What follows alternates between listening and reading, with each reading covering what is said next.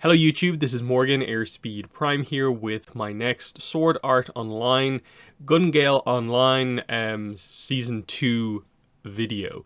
And this is going to be my review for episodes 9 and 10. I think there's actually only going to be one more review left, because I think there's only 12 episodes in the season, and the next review will be covering the last 2 episodes. But yeah, so what we start here is, as we knew from the kind of preview to a certain degree at the end of last episode, we were going to be going into this kind of mini kind of arc thing where it's not another squad jam, but instead, as we find out here, it's actually this like test game thing where the game is trying to test out these new kind of high-end AI NPC characters, and so they want all the top teams from previous squad jams to participate in this to test just how good the kind of AI enemy actually is. So they get across the whole idea that the rules of this are that the enemy team has super high-end gear, very, very powerful. They're also really powerful. You might underestimate how powerful they are, but they are actually very, very powerful. Because of that, to balance it, every player is going to have 3 lives, and they go into sort of the spawn details about how exactly that all kind of functions. But the idea is that all the teams are going to be fighting against each other, as well as the sort of AI team. But what they seem to be building towards, at least my take from the first 2 episodes, is that the AI is actually so good that basically no individual team is actually going to have a chance to take out the NPCs unless basically all the player teams work together. That we're not going to get a winning team unless we get the NPCs out of the way, and we need everyone working together to make that happen. Like, we can't just use the distraction of what other random teams happen to be doing. No, we kind of need all of these players lined up, working together, assaulting this castle from multiple sides at basically the exact same time. The setup is like there's 7 players on the NPC team. And at the very least, we have what Len's team, Memento Mori, Shink, and the Machine Gun Lovers Club, and then I don't know if they've directly confirmed if that is everyone or we just haven't seen any of the other teams. But noticeably, like, some of the extended cast aren't really here. Like that armored team aren't here.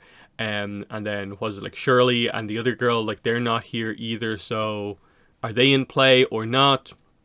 Or are we just having a more limited thing here with just these 4 teams against these 7 NPCs?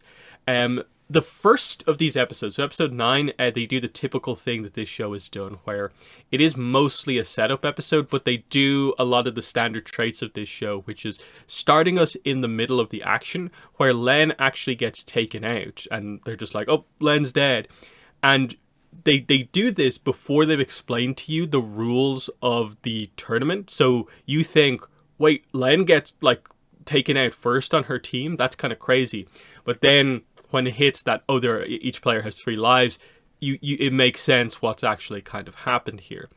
The setup basically for episode 9 is, again, it's continuing off the setup from episode 8, which is that on the phone, Len says to the boss basically that I want to get stronger, effectively. And we open up then with the boss and her team discussing the idea of like, what does this mean? We already think she's incredibly powerful. What does it mean that she wants to get even stronger? Obviously, she thinks she's actually not that strong. She thinks she's weak. So what should we do to sort of prove to her that she is actually strong? Should we, fight her again? But then what if we fight and win? Won't that destroy her confidence if she already thinks she's kind of weak? But they settle on the idea of, no, she's strong enough to probably realize that being defeated will further bring out like her fighting spirit. And so the kind of rough character arc they kind of go for here is that Len doesn't really want to participate in this necessarily, but ends up getting sort of like forced into it because Fuka kind of talks to her and realizes, no, you need to do this. You kind of have it a little bit skewed. your reasons for maybe staying away from the game are not because you don't like the violence in it. Sure, you accomplished your overall goal from season 1 to become like a different person in the game, but now you actually do like the game. You just don't seem to know exactly how to handle these big rivalries you have, where it is about these sort of tests of strength, these battles to kind of prove who is the best.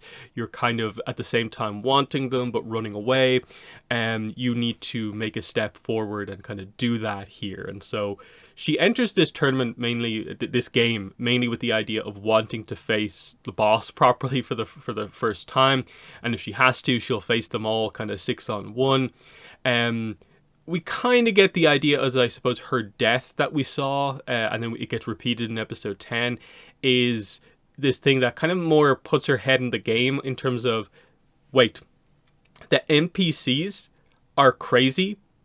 You can't have your fight against the other players unless these are dealt with. You have to be full on in for the stuff that's not just your rivalries, basically.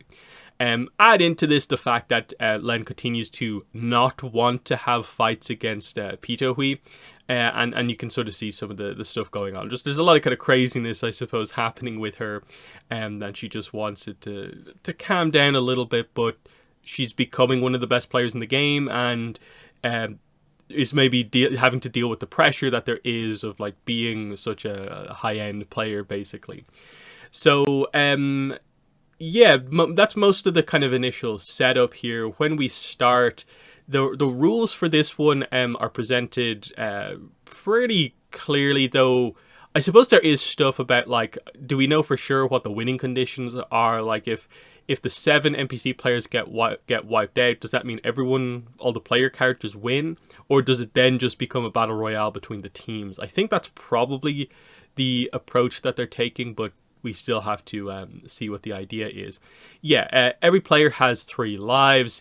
When you are killed, you respawn 3 minutes later, kind of further behind everyone out, with the idea that there's a sort of spawn circle that like the player closest to the middle or something like that creates, and you will spawn quite a bit kind of far away, but along that kind of circle closest to your team, so you're not just respawning in the middle of like the open fire, basically.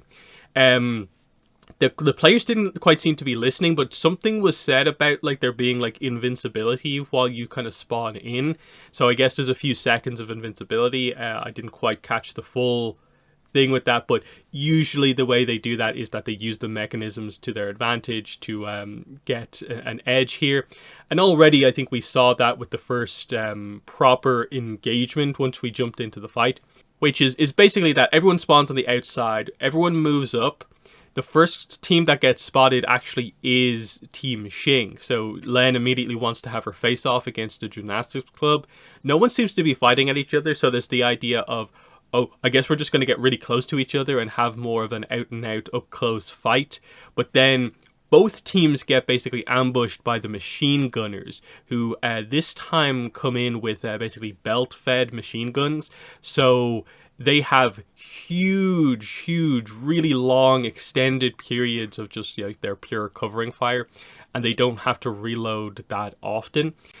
So they're in a pretty good spot here, having spotted 2 teams pinned down behind all the rocks. And the idea is, how do we do this? We want to have a fight between us 2, but the machine gunners are there. So we get a truce, and even then it's still difficult because everyone is pinned down.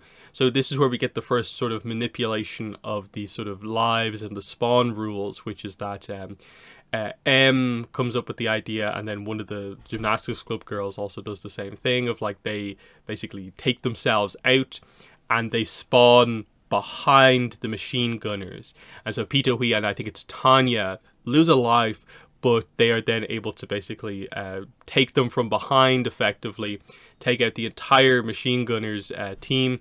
Now, they of course have lives as well. They are going to respawn. We see them later. That's like the cliffhanger for the second episode. But the idea is that these 2 teams each traded sort of 1 life across all their players. So 2 overall for 5, which is I suppose a positive overall. But I suppose in comparison to the main enemies, the kind of NPCs, it's maybe, is it the best trade overall? Who knows? But there's an agreement after this point that even though we should be able to just fight straight away, no, we actually should assess what the situation is with the legend NPC characters and go from there. So they kind of split up. We make our way towards the center. We get to the castle, and this is basically where we get the situation where, yeah, Len gets killed. We see the opening scene basically from episode 9, which is her usual thing of staying behind cover, and then when I guess there's a reloading break, she uses the sort of dust that's kicked up as cover to make up a lot of ground because of how quick she is. But in this case, they seem to more or less predict that, or they can see through the smoke in some way, but she just completely gets caught out here, and she gets like a combination of like a sniper kind of cover fire, keeping anyone from giving her cover fire, and then a machine gunner ends up taking her out. And so that's how Len loses her first life. And you can tell she's beating herself up for this, that like she, her usual tactic has been defeated here, that she's going to have to prove herself with her remaining 2 lives to see what she can do. So she meets up with the team again, and we reveal the drone. So Peter, Hui, and M have a drone. They use that to scout out the enemy team. And pretty much the second they get an up-close view of one of the enemy team, it seems like the game just gives them all the information of like, hey, let's introduce these NPC characters. And so we get a name for them, a main weapon, sort of the team composition, so they know what we're up against. And we reveal that like, oh, it was this guy who actually took out Len, but also that team composition is going to be very difficult because they have amazing weaponry overall. And it's going to be incredibly difficult because they're also, leading from a castle. Like they're defending a castle effectively here, and it's a big castle. All the defenses are more or less set up where they have rubble in all of the main entrances, so it's difficult to get through. And they point out the idea that even if we get through the main walls, there's a big courtyard in between the main towers where all the players probably are. It's going to be incredibly difficult. No individual team is going to be able to get in there safely, and people are just going to run out of lives. And so we more or less end the episode with just sort of a montage of what happens here. It's first, Memento Mori are revealed to be in the game. They sneak up. They seem to get through the wall, but then basically they step on a landmine and then get killed. So that their whole squad loses 1 life across the board. They're taken out. Then Team Shink makes a run on things, and they quickly get taken out as well. So it seems like Tanya loses her 2nd life, and everyone else loses 1 as well. They try to use what Memento Mori did as a distraction to kind of come up, but no, they get taken out by the really accurate machine gunning and kind of the sniper that they have. And it's just like, this is not going to work. And this is especially hindered by the fact that the machine gunners come out with a kind of surrender flag and signage. And the question is like, what's going to happen here? They're NPCs, so I'm guessing they just will gun them down, and the machine gunners will lose another life. So they'll be down to 1 each. It'd be weird if there was a way for the enemy teams to team up, but We'll see what happens here. I'm going to guess they won't do a kind of complicated thing like that where the machine gunners are on the same team as the NPCs, but we have to wait and see. Again, we don't even know if we maybe have all the teams that are actually in the game just yet, but the setup seems to be that individual attacks from just a team of like 4 to 6, it's not going to work. Probably the only way to get through is to do a coordinated kind of charge where the defenders are going to have to defend basically 3 directions at the same time, and at least some people should be able to get through.